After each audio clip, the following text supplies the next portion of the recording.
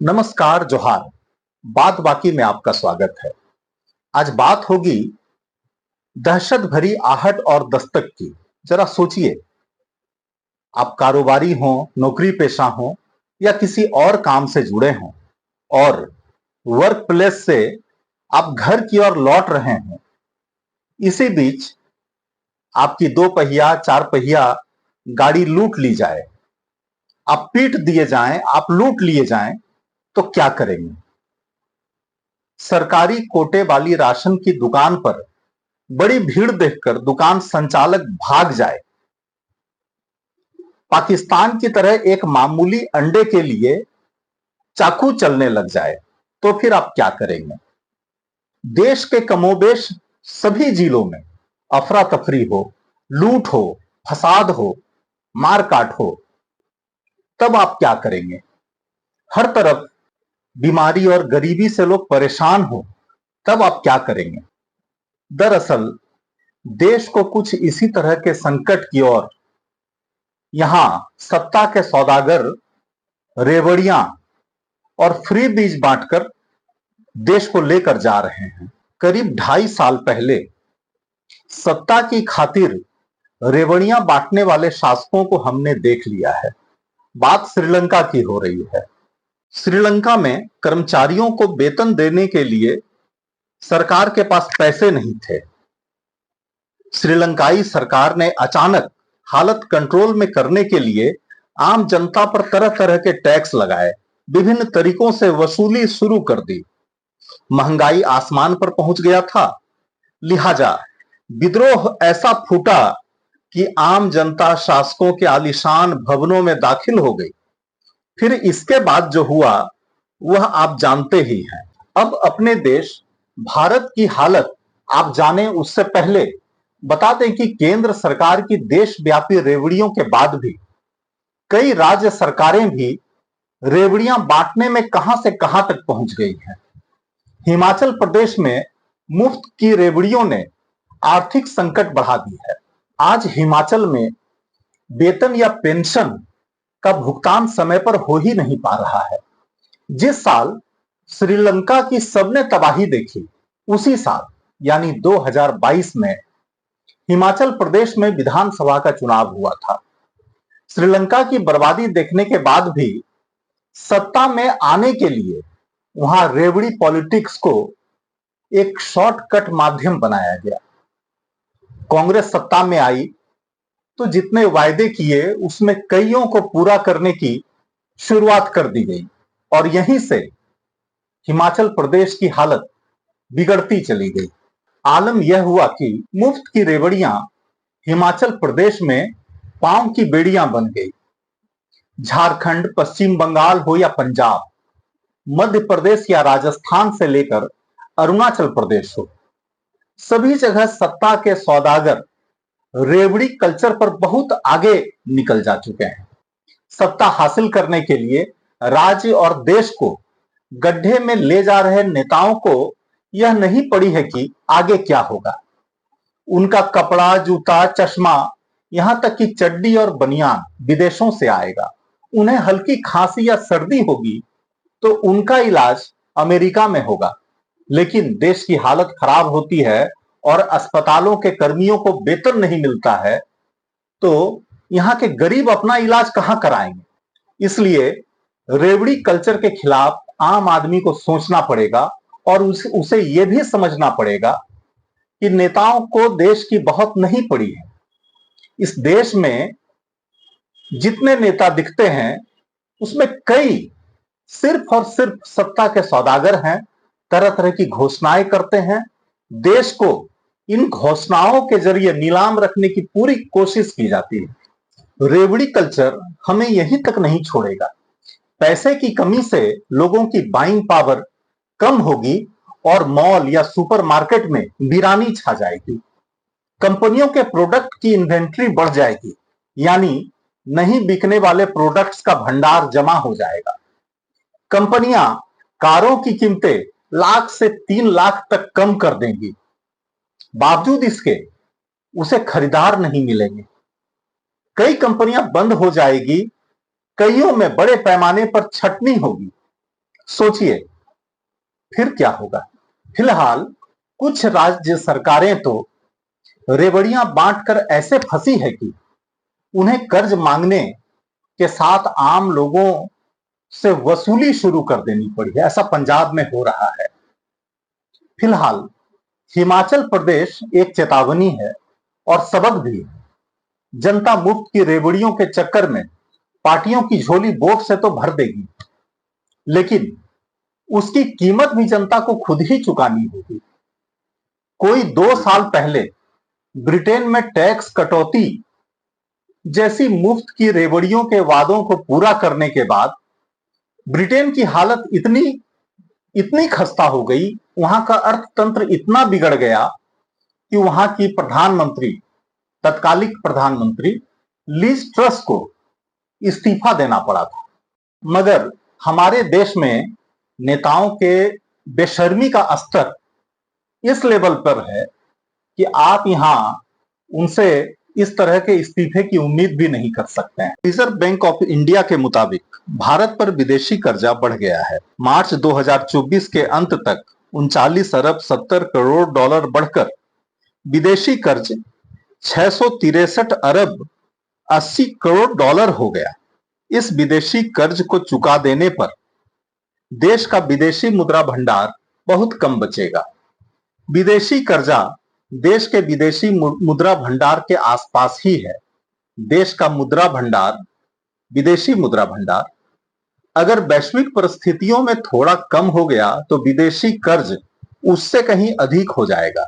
ये अलग बात है कि विदेशी कर्जे में बढ़ोतरी के बावजूद देश की जीडीपी में विदेशी कर्ज की हिस्सेदारी घटकर 18.7% रह गई है, क्योंकि हाल के वर्षों में जीडीपी की बढ़ोतरी ठीक ठाक रही, मगर वैश्विक मंदी आई तो भारत जैसे देश को भी गंभीर चुनौतियां झेलनी होंगी।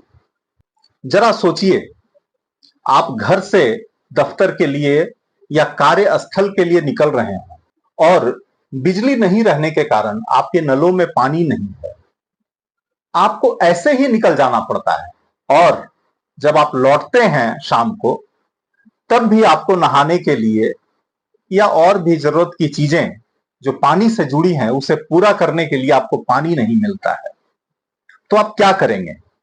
ऐसा हो रहा है, ऐसा हो सकता है क्योंकि कई राज्यों में मुफ्त बिजली की स्कीम चल रही है। अगर इसी तरह ये स्कीम चलती रही और आमदनी से ज्यादा खर्च होता रहा तो यकीनन राज्य सरकारें बिजली कंपनियों को, बिजली उत्पादक कंपनियों को उनका बकाया भुगतान नहीं कर पाएंगी और एक दिन कुछ कंपनियां राज्य को बिजली सप्लाई बंद कर देगी। ऐसे में बिजली का यह संकट आपको पानी के लिए भी पानी पानी कर देगा। तो देश जिस ओर जा रहा है वह दहशत में डालता है। आमदनी अठन्नी और खर्चा रुपया रहने से कर्ज तो बढ़ेगा ही, मगर जब कर्ज मिलना बंद हो जाएगा तब 2 समय की रोटी भी मुश्किल हो जाएगी। हमने कर्ज लेकर घी पीने वाले कुछ लोगों को देखा है, कुछ परिवारों को देखा है, जहां परिवार के सभी सदस्य एक समय सामूहिक आत्महत्या करने को विवश हो जाते हैं, क्योंकि उन्हें बाद में कर्ज मिलना बंद हो जाता है। कुल मिलाकर मुल्क के लोगों को अब सतर्क हो जाना चाहिए। सत्ता के सौदागर वोट के लिए प्रतिद्वंदी पार्टी की घोषणाओं के मुकाबले 2 कदम आगे जाकर घोषणाएं कर रहे हैं। कुछ इस तरीके से देश को नीलाम करने की बोली लगाई जा रही है और खरीदार भोली भाली जनता है। महिला, कन्या, बाल सम्मान, वृद्ध सम्मान के नाम पर देश को नीलाम करने की साजिश रची जा रही है। सत्ता की खातिर देश की यह नीलामी ठीक चुनाव के समय बड़ी तेजी से जारी है। अब आप आरबीआई के स्रोत पर दिखाए जा रहे इस आंकड़े पर नजर डालें, जिसमें बताया गया है कि आमदनी के मुकाबले ज्यादा खर्च करने वाले राज्य कौन है, उनका आंकड़ा कितना डरावना है। जब तक आप इन आंकड़ों को देखें, हम ये भी बता देते हैं कि स्कूलों में मध्याह्न भोजन और छात्र छात्राओं को साइकिल बांटने सरीखी योजना से सकारात्मक नतीजा सामने आया है। स्कूलों में इससे नामांकन भी बढ़ा है, साथ ही ये स्कीम बहुत पहले से चल रहे हैं। मगर हाल के दिनों में कुछ रेवड़ियां ऐसी बांटी जा रही है जिससे देश बहुत पीछे चला जाएगा। झारखंड में चुनाव जीतने पर 8,000 रुपये हर महीने लोगों को सहयोग राशि देने की घोषणा की गई है, जबकि झारखंड में आमदनी के मुकाबले 11,300 करोड़ रुपये अधिक खर्च अभी ही हो रहा है। विधानसभा चुनाव के बाद अगर लोगों के बीच 8,000 रुपये बांटे जाएं, तो सूबे की आर्थिक हालत भयावह हो सकती है। बताते चलें कि राज्य पर जीडीपी का 15% कर्ज ही सेफ जोन में माना जाता है, जबकि 20% से ऊपर अगर ये कर्ज होते हैं तो इसे खतरे का निशान माना जाता है। अब 2022 में दिए गए प्रधानमंत्री नरेंद्र मोदी के एक बयान को देखिए, जिसमें उन्होंने कहा था, रेवड़ी बांटकर वोट बटोरने का कल्चर लाने की कोशिश हो रही है। रेवड़ी कल्चर देश के विकास के लिए बहुत घातक है। रेवड़ी कल्चर वालों को लगता है कि जनता जनार्दन को मुफ्त की रेवड़ी बांटकर उन्हें खरीद लेंगे।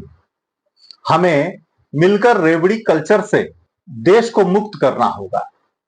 राजनीति से रेवड़ी कल्चर को हटाना पड़ेगा। पीएम मोदी के इस बयान पर काफी चर्चा हुई। विरोधियों ने कहा था कि कोई और राजनीतिक दल बांटे तो रेवड़ी और मोदी सरकार बांटे तो विटामिन की गोलियां।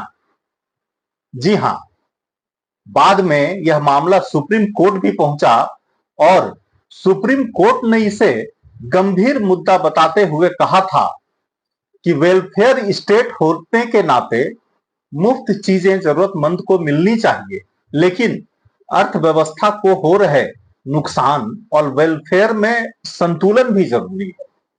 वित्त मंत्री निर्मला सीतारमन ने फरवरी 2024 में अपने बजट भाषण में बताया था कि मुफ्त राशन योजना पर चालू वित्त वर्ष में 2 लाख करोड़ रुपए का खर्च आएगा।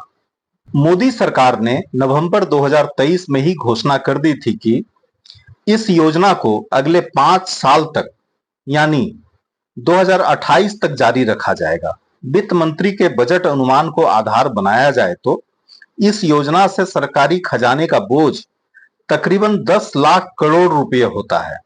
कोरोना काल में इस योजना को जून 2020 में शुरू किया गया था। इसके बाद से इसकी समय सीमा को कई बार आगे बढ़ाया गया। अब इसकी डेडलाइन दिसंबर 2028 तक बढ़ाई गई है। सवाल उठता है कि ईश्वर ने सृष्टि के वक्त अगर मनुष्य को पेट या भूख नहीं दी होती तो क्या यह अच्छा नहीं होता? जानकार इसका जवाब देते हुए कहते हैं कि पेट नहीं होता या भूख नहीं होती तो श्रम पर, मेहनत पर विराम लग जाता, श्रम रुक जाता, मेहनत रुक जाता और सृजन भी नहीं होता। मतलब पेट है, भूख है तो सृजन जारी है।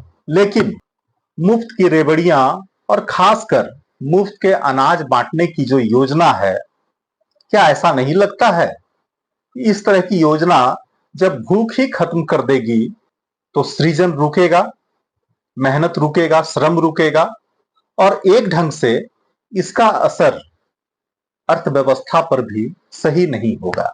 हालांकि रेवड़ी कल्चर से होने वाले राज्य या देश को नुकसान पर बहुत कुछ लिखा जा रहा है, बोला जा रहा है, लेकिन अगर रेवड़ी कल्चर नहीं रुक रही है तो इतना समझ लीजिए कि सत्ता के सौदागर जो हैं वे सत्ता के लिए अब बेशर्मी पर उतारू हैं।